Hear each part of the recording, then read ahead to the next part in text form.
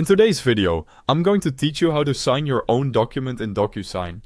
To get started, open the DocuSign website and sign in to your account.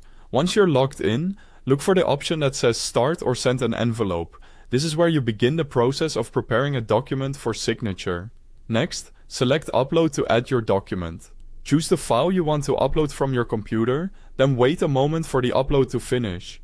Depending on the file size and your internet connection, this may take a few seconds. Make sure the correct document has fully loaded before moving on. After the document uploads, enter your own name and email address as the recipient.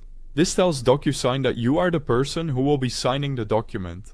Once that information is in place, select Next to open the document editor. Inside the editor, add a signature field to the exact location where you need to sign. Placement matters here, so take a second to position it clearly in the appropriate signing area. After adding the field, assign the signature field to yourself so DocuSign knows who is responsible for completing it. If the document requires anything else, such as a date, initials, or other fillable information, add those additional fields now. This is a good time to make sure everything you need is already set up before you begin signing. When you're ready, select Continue to begin the signing portion. Now select the signature field. DocuSign will prompt you to create or select your electronic signature. If you've used DocuSign before, you may already have a saved signature available. If not, you can quickly create one using the available options.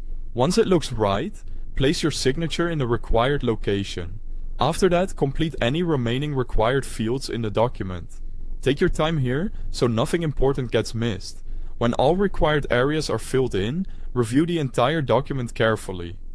This final review is important because it gives you a chance to confirm that the signature, dates, and any other details are correct and properly placed. Once everything looks good, select Finish to complete the signing process. After finishing, verify that the document has been successfully signed. You should see confirmation within DocuSign that the signing is complete. And that's it. You've successfully signed your own document in DocuSign from start to finish. Thanks for watching.